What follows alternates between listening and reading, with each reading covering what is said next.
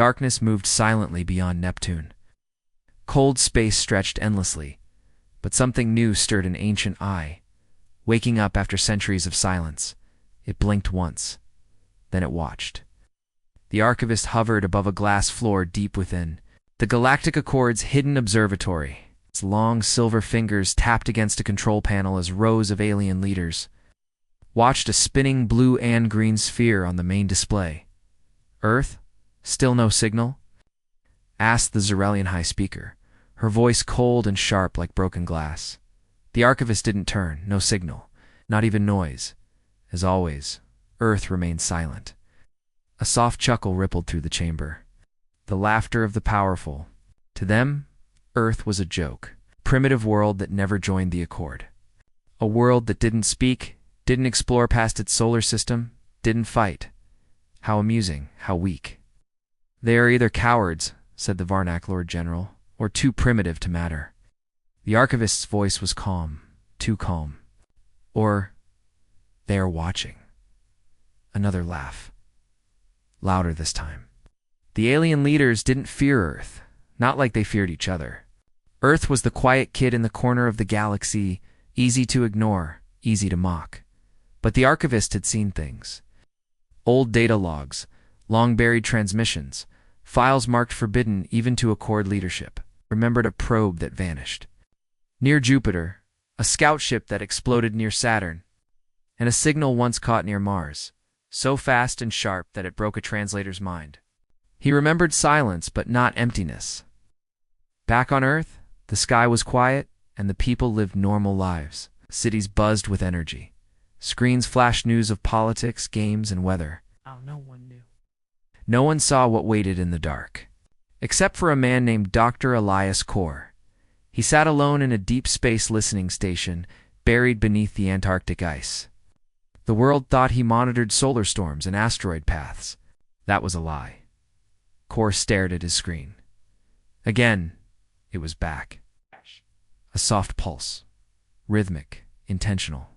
It wasn't natural, not a pulsar, not static. It was language. He played the signal on repeat. A sequence of tones, high, low, pause, repeat. It didn't sound like music, it sounded like warning. He ran it through the old Earth defense filters. No match. He checked against the SETI archives. Nothing. Then he ran it through an old program, one he wasn't supposed to have. Signal breaker left behind by a secret project, Protocol Echo. The signal split into 3 parts. He froze. The first part was a map. The second was a code. The third was just one line of Earth language. The silence ends now. Core stood up, heart racing, hands shaking. He was alone down here. No backup. No chain of command. Just him and the signal. He reached for the old terminal on the wall. It had one function: send an encrypted transmission to the UN Defense Council. He hesitated. If he sent this, everything would change. He sent it anyway.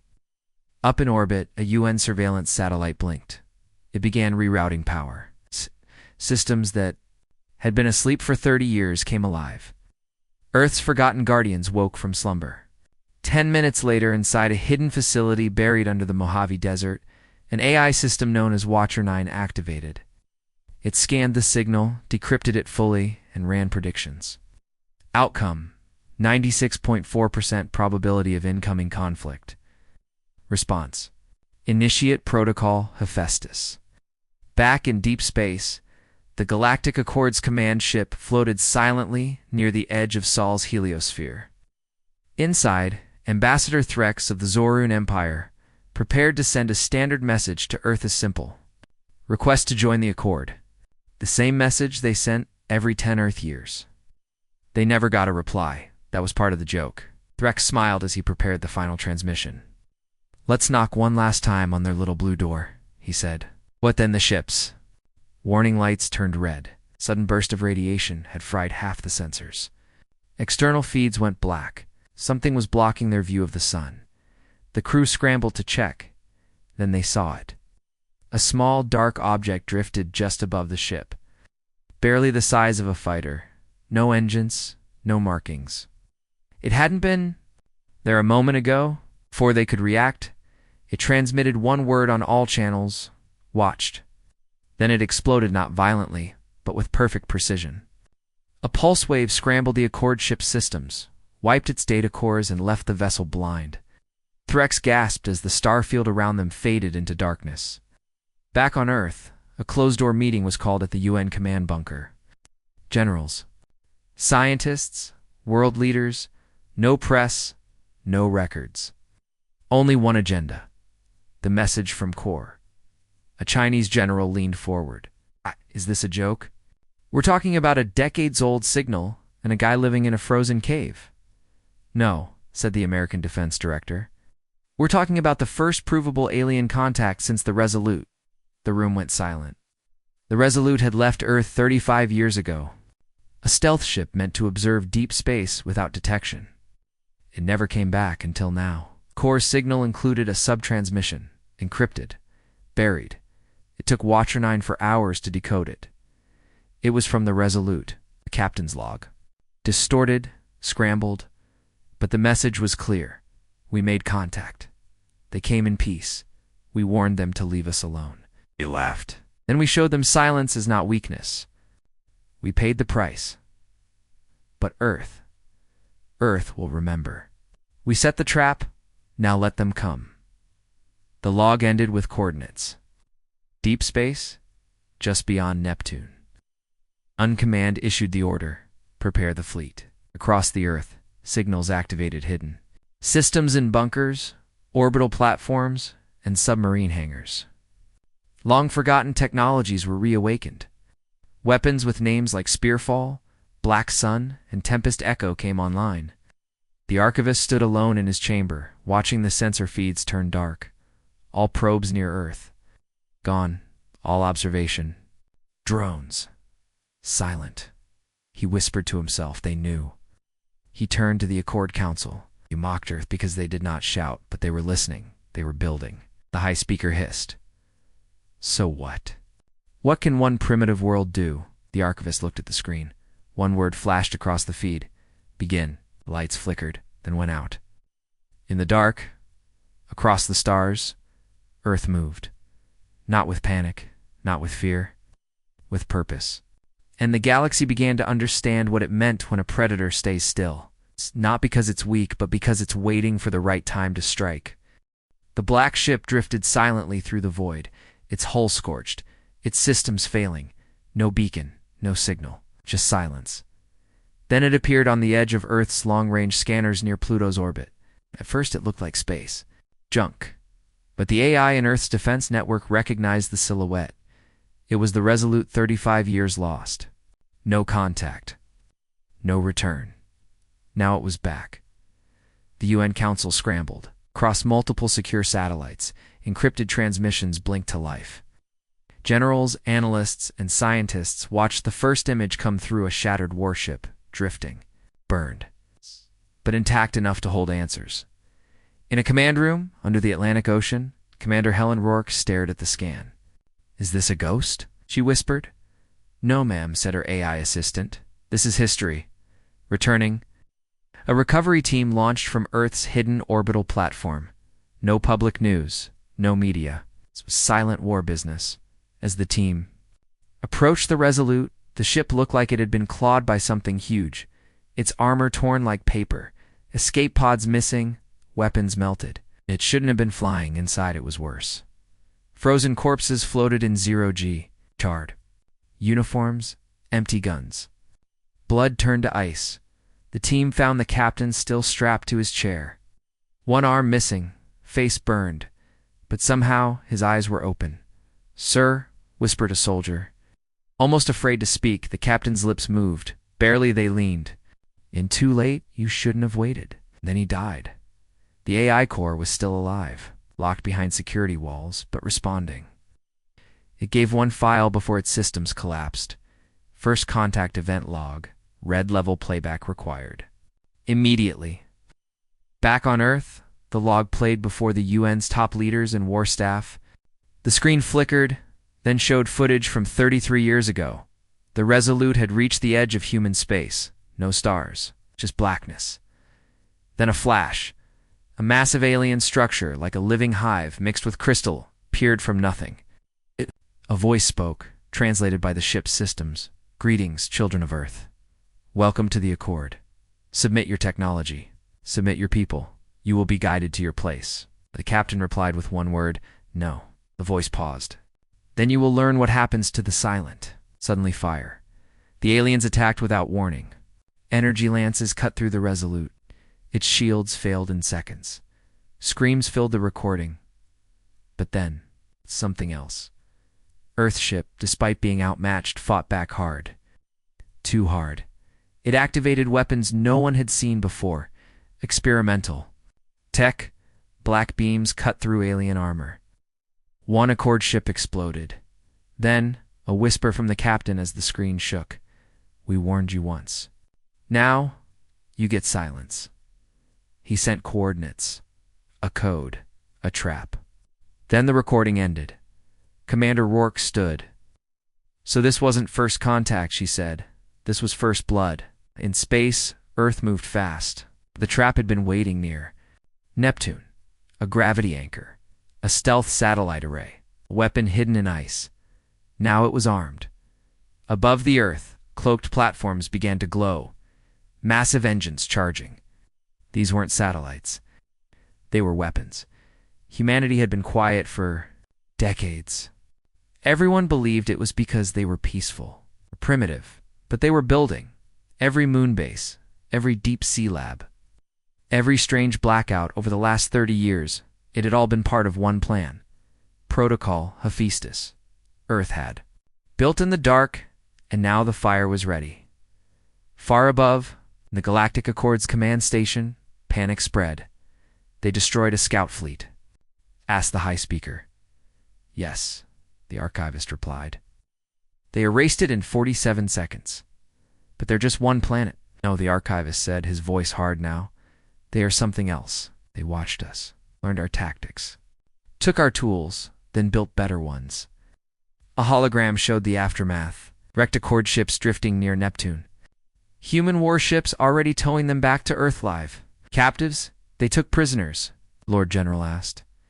"Yes," said the archivist. "They want information." The council was silent. One by one, the races of the Accord realized. The truth? Earth wasn't weak. They were quiet, and quiet doesn't mean harmless. In a secret room beneath Geneva, the head of Earth's intelligence met with the leaders of the Joint Human Defense Council. "They made a mistake," he said. "Thought silence meant fear. But we didn't speak because we were listening. And now," he pulled up the final message from the Resolute. "Let them mock. Let them come. Just make sure the next voice they hear is ours." At the edge of the solar system, Earth's stealth fleet began moving ships coated in radar reading material. Silent engines, cold signatures. They weren't just defending Earth, they were heading outward. The first target, an Accord relay station near Proxima Centauri. The galaxy would soon understand. This wasn't Earth begging for peace. This was Earth choosing war and choosing it without mercy. Space was quiet above Earth, as it had always been. But in the shadow of the moon, something impossible stirred. Massive shapes moved, slow, silent, invisible to normal eyes. They had been there for decades. Dormant, forgotten now, they were waking. Up above the dark side of the moon, the first platform powered on. It was the size of a small city, black as night, covered in sharp armor plates and hidden gun ports. It hummed quietly as light glowed beneath its surface. On its side, faded words became visible through the dust. Spearfall Station classified. 1. By 127 more platforms activated across Earth's orbit, Mars' orbit, and in the asteroid belt. Each had a name, each had a purpose. Together they formed something Earth had never told the rest of the galaxy. The Terran Void Shield. Earth hadn't just been watching, it had been building right under the galaxy's nose, in the command center. Beneath Washington, D.C., Commander Rourke stared at a 3D map as the shield came online. Estimated time to full power? 5 hours, 42 minutes, the technician said. But we can charge weapons in half that. do it. The shield wasn't just a defense system. It was a weapon and energy wall that could bend light, stop ships, and burn anything that touched it. Earth had hidden it using old satellite networks and false asteroid records. Now the deception ended. The galaxy would see Earth's true face. Meanwhile, at Earth's Mars base codenamed Acheron Mechanics ran to power up the old war machines, rusted tanks, drone fleets, hypersonic rail cannons. Buried deep in Martian soil, they rose like ancient monsters coming back to life. They laughed at us, said Captain John Morales, watching his crew work. All those years, all their broadcasts, mocking Earth's silence. He looked up at the stars. Well, now we speak. Across human-controlled space, hundreds of stealth probes reactivated. They'd been sleeping listening posts placed in secret. Some were orbiting distant moons, some were hidden in comets, and one was even buried in Europa's ice. Each one sent a simple message home. Targets active. Awaiting orders. Humanity had mapped the Accord's movements for years. Their trade lanes, their hidden bases, their weak points. It was all recorded by AI watchers and spy satellites, designed to look like space dust. Now, it was time to use that data. In the Antarctic, bunker Dr. Elias Core stared at a transmission log. It showed thousands of signals from deep space, all previously thought to be natural interference. But the patterns were clear now. The Accord had been spying on Earth, and Earth had been feeding them lies, fake broadcasts, false blueprints, dummy satellites, even faked space station explosions to make Earth look fragile. It worked. The galaxy believed the lie. It believed Earth was harmless, but that lie had a purpose. Now, Earth's fleets were moving real fleets. Silent ships with names like Wraithfire, Iron Dream, and Black Echo. These weren't test vessels. They were ghosts designed for war, never launched until now, from the outer rim of the system. Earth's stealth carrier Phantom Light sent its first message. Target, Zarelian Observation Post. Authorization, Hephaestus Protocol. Action. Total wipe. In 43 seconds, the enemy station was gone, not exploded. Deleted, erased from the stars with pinpoint precision. No warning, no escape. Onboard cameras showed the last moments of the alien crew. They were confused, afraid. They had never even armed. Their weapons, they thought Earth would never attack. That was their second mistake. The first was believing silence meant surrender. At the Galactic Accord's citadel, the high speaker stared at the growing reports with shaking hands. This is impossible, she whispered. No, said the archivist. This is Earth, Varnak Lord General snarled. We should have crushed them years ago, and now. The archivist asked. A screen showed Earth's new war map. Red lines marked attack zones. Yellow rings marked strike ranges. Blue zones showed the enemy's own territory now under threat. It was not just tactical, it was personal. They've studied us, the archivist said.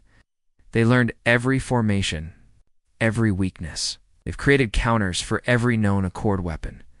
They've been preparing for decades. They're just one world, another leader snapped. The archivist pointed to the data. They are one world with one mind.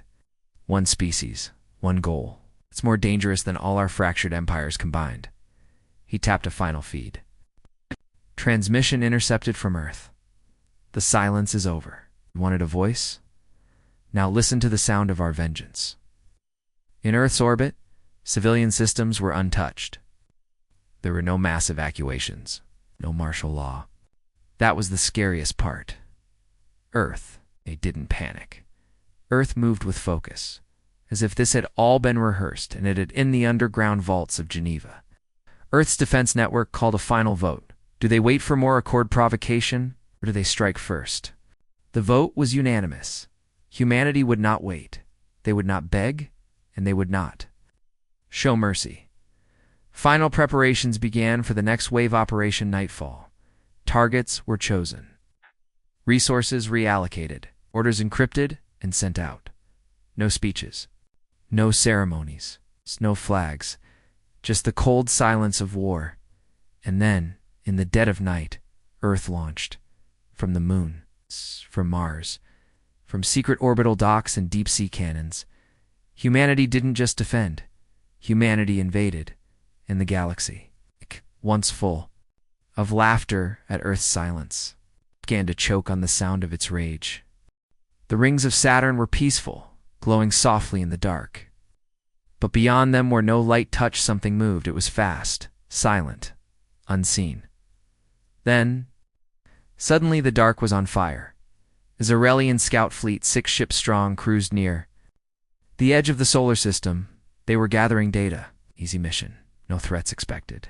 Their orders: observe, record, leave. They didn't even raise shields in their lead cruiser. The Zarelian commander leaned back in his seat, bored. Humans are still primitive.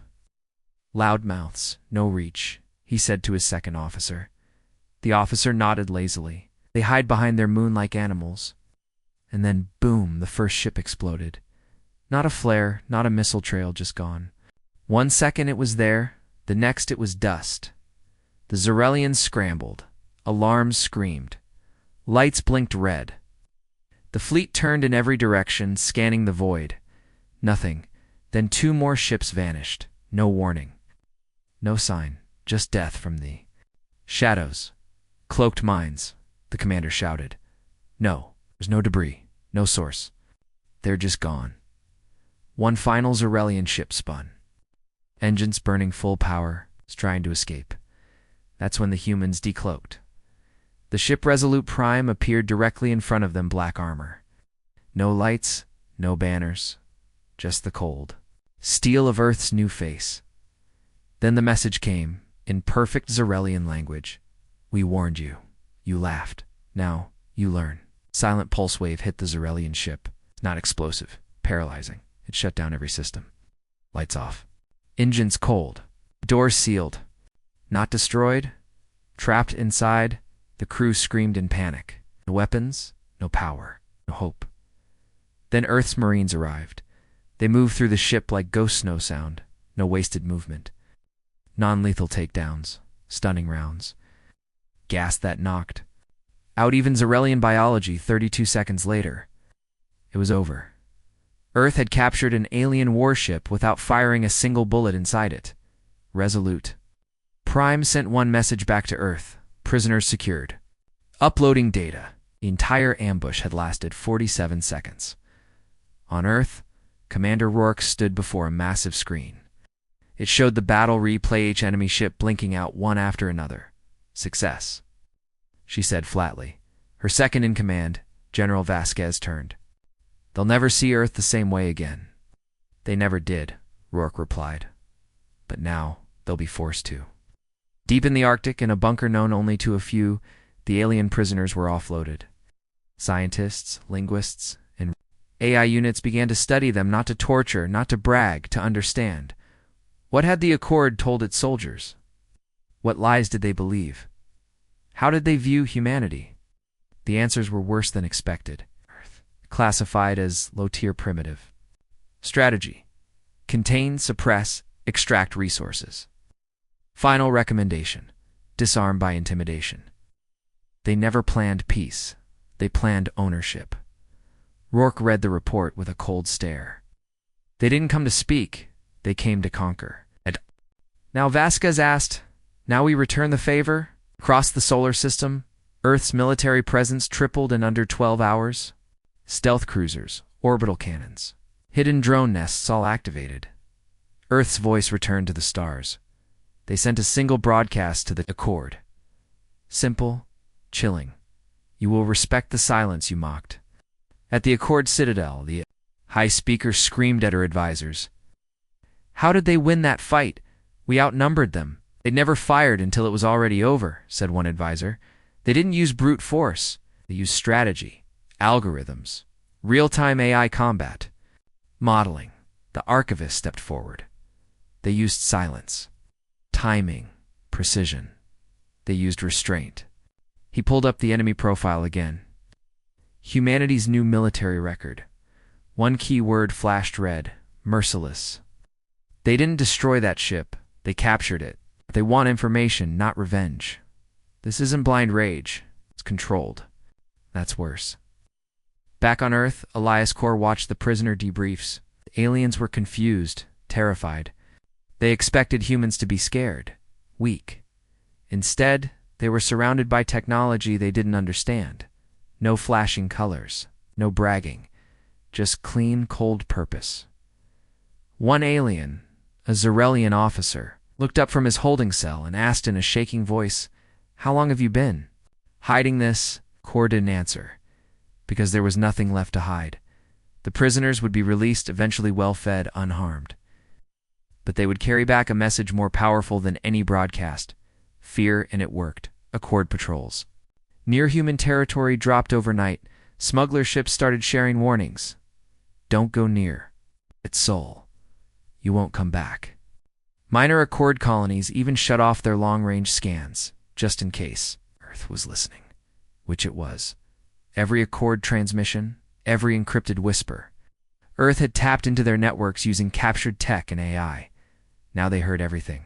But they didn't speak. Not yet. Rourke stood alone on a balcony, overlooking Earth's orbital sky. Massive black ships floated above like dark stars. Quiet. Waiting, she whispered, almost to herself. This was only the first blow. Behind her, the operation board showed a countdown. Operation Stonevale. Coom.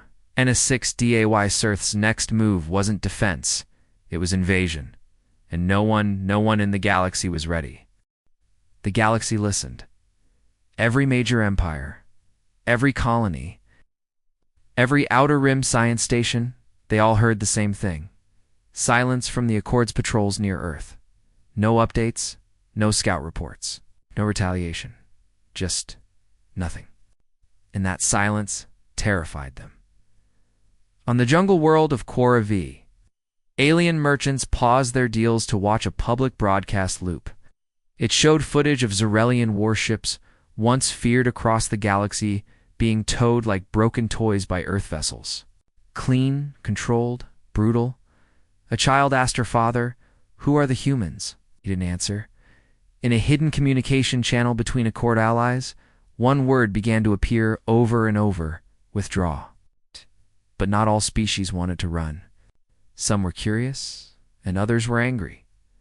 In the citadel of the Galactic Accord, tension grew by the hour. Dozens of member species argued in chambers filled with light and sound. "The humans are out of control," shouted a Lothri ambassador. "They were provoked," replied a calm voice from the back. Gasps followed. Not because of what was said, but because of who said it. A Scari diplomat. The Scari were an old species, secretive, cold, and usually silent in council meetings. Now they spoke. "We monitored Earth for years, watched them grow. We warned this council they were not to be underestimated. Do you want to help them?" Zarelian General spat. "No, but we will not fight them," the Scari replied. "We offered them trade 2 decades ago." They said nothing. That silence was more valuable than your fleets. The room broke into argument. Meanwhile, in deep space, Earth's Black Ops ships moved unseen. Operation Stonevale was in motion. Not an invasion, not a battle, a message. Above the world of Philox Prima Key Accord, military supply hub lights began to flicker. Satellites blinked out. Tired data systems crashed in seconds. The Accord's planetary defense grid tried to reboot. Too late, Earth's Ghost Fleet had arrived. But instead of fire, they brought darkness. Power was cut, communications jammed, entire bases were locked down remotely, then every screen on the planet lit up. Only one image. Earth, blue, silent, alone, followed by a simple message in hundreds of languages. "We don't want your systems. We don't want your people. I want you to remember what we built while you laughed." Then the fleet vanished. No deaths. No weapons fired. Just a show of power, back on Earth. Commander Rourke stood in the war room, watching galactic chatter unfold in real time. Accord channels were filled with fear. Some demanded war. Others demanded surrender. But one message caught her attention, a private transmission. Scrambled and untraceable, it was from a member of the Accord Council, and it read, "I can give you access codes. Not all of us want this war. What does Earth want? Rourke didn't smile. She didn't reply immediately. Instead, she forwarded the message to her intelligence team. Let them think Earth had spies everywhere. Let them wonder in the shadows. Doctor. Elias Corred reports from intercepted enemy comes. Some alien soldiers refused to deploy near. Soul space. Others were going AWOL, even more disturbing. Several minor species were sending tech offers to Earth, GEND. Weapons, shields, star maps, peace offerings. Core leaned back, eyes wide. They're not just afraid of us, he whispered. They want to join us. But Earth wasn't interested in membership. Earth was building something else. Respect. The kind that couldn't be bought. Only earned in fire. Or fear. On a distant asteroid mining colony, a former Accord engineer activated an old radio beacon and sent a signal toward Earth. It said, I want asylum. I can help you. He wasn't alone. Dozens more came. Scientists, defectors, translators, some curious, others desperate. Earth took them all in, quietly, carefully. Each one brought something useful. Schematics, passwords, secrets. One even delivered full blueprints of a planetary siege cannon the Accord had been developing. Technology Earth had never seen before. Now they owned it, and the Accord didn't even know. In the skies above Earth, fleets no longer cloaked themselves. The time for hiding had ended. Massive carriers hovered in low orbit. Black-armored drones flew in formation. Defense platforms shimmered with active energy fields. But cities below were calm. No war on the streets. No panicked people. Life continued. That was what terrified the galaxy the most. Earth was not acting like a world at war. It was acting like a winner. And yet, the humans said nothing. No grand demands. No ultimatums. No revenge speech. Just a steady march forward in the Citadel. The High Speaker called an emergency session. Earth's silence has become more dangerous than we ever imagined, she said. They strike with precision. They vanish without trace. We must unite now, or they will dismantle us piece by piece. But the council chamber was half empty. Some species had already left. Others refused to vote, and a few were sending secret messages. To Earth, the archivist stood quietly in the back. He didn't speak until the room fell silent. Then, with a low voice, he said, You told them silence meant weakness. You taught them to wait, to hide, to learn. And now, you fear the very thing you created. He paused, then looked up. This is not just a war. This is a warning. Across the stars, Earth's fleets prepared their next move. Not because they had to, but because they chose to. And for the first time in galactic history, the most powerful empires feared a single planet. One world. One people. United and very, very silent. Aboard the Accord War Station Tyrex Halos, everything was routine. Guards marched the halls. Engineers monitored data cores. Above them, the stars glowed peacefully. There was no sign of Earth, no sign of war-only silence. Till one prisoner in cell for 4C stood up. He wasn't an alien. He was human. But that was impossible. They never captured any humans. Yet there he stood, tall, quiet, eyes cold. Guards rushed in, weapons drawn, back against the wall. One shouted. The human simply smiled. Then, with one motion, he tapped the back of his neck. Boom. The explosion rocked the station from inside out. Not fire, not chaos, precision. The blast melted the data core. All records, gone. All cameras dead. Lights failed. Gravity failed. But one thing remained. Painted on the wall of cell for 4C, just before the breach opened into space, for Terra. Minutes later, across the Accord's encrypted network, 3 more hidden bases went dark. All different systems. All same result. No survivors. No black box data. And at every site, the same message left behind.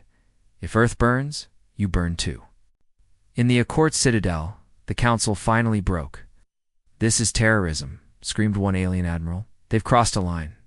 "No," the archivist said, calm as ever. "They've shown us the truth. They don't fear extinction." A Scari observer whispered, "They plan to win, or vanish with their enemies." The council chamber grew cold. For the first time, Earth had shown its endgame. If pushed to the brink, they would not beg. They would not retreat. They would make sure no one survived the final page on Earth. Commander Rourke watched Operation Black Echo unfold. 3 stations neutralized, 0 human casualties, intelligence gain, maximum, said the AI operator. Rourke nodded. "Good. Now release the Accord crew from Site 12. "Release them?" General Vasquez asked. "After what they need to see what we're willing to do," Rourke said. "Then let them walk away. Let them spread it. Across the galaxy, those released Accord crew members told stories of Earth's cold efficiency, of human infiltrators who spoke perfect alien dialects, of weapons that hacked energy shields instead of breaking them, of traps inside their own data networks, and worse, of plans Earth had already made. Case of its own destruction. One tale kept repeating, a voice heard in a sabotaged base moments before it melted into plasma. What whispered through static, "We are not afraid to lose everything. Are you?" At first, many refused to believe it.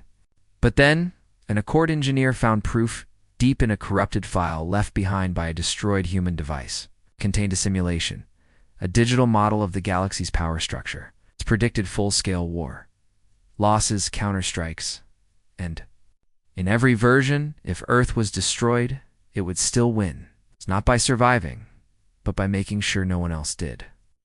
A system of fallback strikes, deep space weapons, triggered collapses of stars, viral AI built to spread chaos into enemy tech.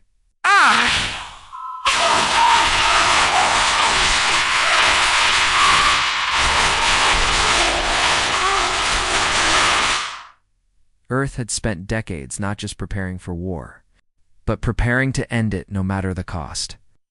The simulation was titled Project Ragnarok, on a border world of the Accord. One alien general, once proud and loud, suddenly retired. Another defected to Earth's side within days. More followed. Not because they liked Earth, but because they understood something horrifying. You cannot fight an enemy with nothing to lose. In a secret meeting room on the Martian colony, Acheron Earth's high command gathered. No lights, no fanfare. Just a single question on the screen. Do we push deeper? Votes were cast. Quiet, heavy. The decision? Yes. But before Earth launched the next strike, something unexpected happened. A message arrived from an Accord-aligned race called the Valari. The Valari were scientists, neutral, never known for taking sides. But this time, they sent Earth a full package of intelligence, troop movements, base coordinates, security codes. Attached was a short message. You were right. We were lied to. We choose survival. We choose Earth. Back in orbit, a stealth. Carrier Wraithfire received its next assignment, a raid on Zarna Station, a key Accord fleet refueling point. It launched, silent, deadly. But when it arrived, the station was already abandoned. No ships, no crew, not even defenses. Just an empty base, with every screen glowing white. One word blinked in the center of each display. Enough. Commander Rourke read the report. Vasquez leaned in. They're running, not all of them, she said. But enough are breaking away to matter. She turned toward the map read. Zones shrinking. Blue lines pushing out. Earth's influence growing. This wasn't a war now. It was a reckoning. And those who had mocked Earth were learning. Humanity didn't fear destruction. They feared only one thing. Silence returning. Before the galaxy understood what it cost to break it, Zitha Prime was the pride of the Accord's outer ring-tall cities floating in the clouds. White towers shining under twin suns. A peaceful world, civilized, safe, until the shadows came. The first sign wasn't a blast or a ship. It was a glitch. Civilian. Air traffic shut down for 5 minutes. No alarms, just a pause, then a restart.